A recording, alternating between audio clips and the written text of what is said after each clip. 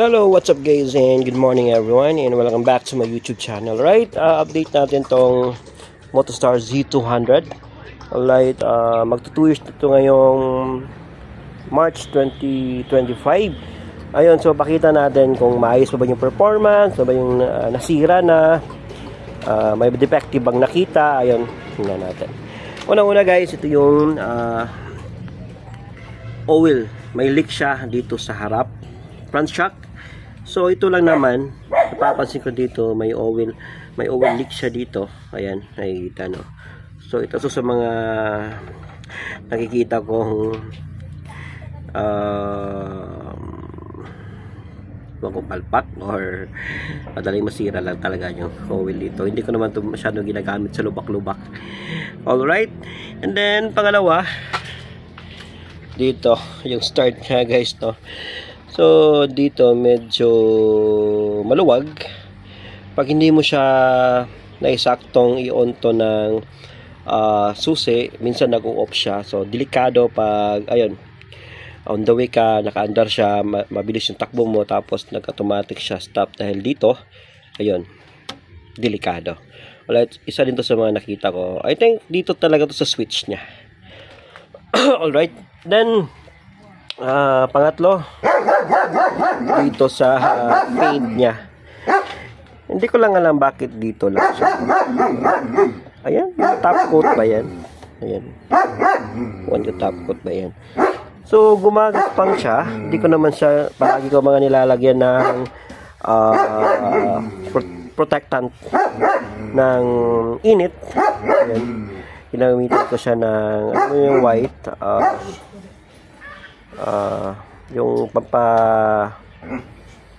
papakintab ng kotse, tapos isa na rin sa mga protectant ng baka, plastic, leather. Alright, so yun pa rin siya, hindi nga masyado itong naiinitan. Siguro I don't know lang kung paano pagkakagawa nito.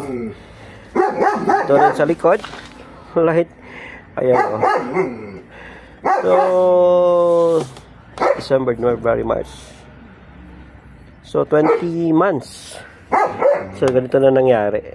Alright, so dito ayos naman, walang problema.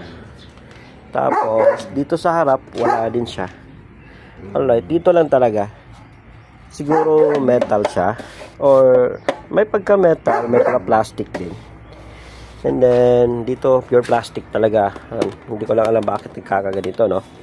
So 20 months pa lang. Pakita natin yung motor kong 16 years, which is the Raider 150. Alright, ito guys no. So nakikita nyo, ayan, 16 years, pero yung plastic nya makintab pa rin. So hindi katulad ng Motostar, 20 months lang siya, so magaspang na. So ano lang yung, siguro sa paint, sa design, ano, hindi ko alam, nilalagay na top coat. Yun lang nakita kong issue guys no.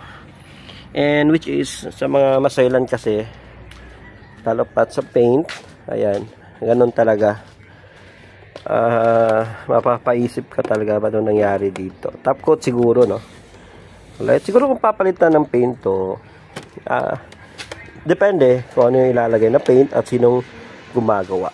So yun lang guys no, yung update ko. So far sa makina ayos lang naman. So for 20 months at least, siguro mga 4 ko to change oil no. Alright, sa mga long ride minsan ko na itong ginagamit. Alright, sa brake wala namang problema. Brake, medyo brake dito hindi na masyadong makapit no. Siguro manipis na yung brake pad nya. Alright, sa makina ayos na naman ang tunog. Tambotso dito, may singaw siya dito. Alright, so for me guys, kung bibili kayo nito, sure, bumili kayo with your own risk. Alright no, so ayun, syempre budget meal lang naman. Alright, so yun talaga, compared sa mga branded na motor, makikita mo talaga it will last 5 to 10 years. Doon na magpapakita ng mga may mga defective or may masisira na. Siguro abot pa siguro ng mga 6 to or 5 to 10 years no. Compared sa mga China bike, no? That's to be honest.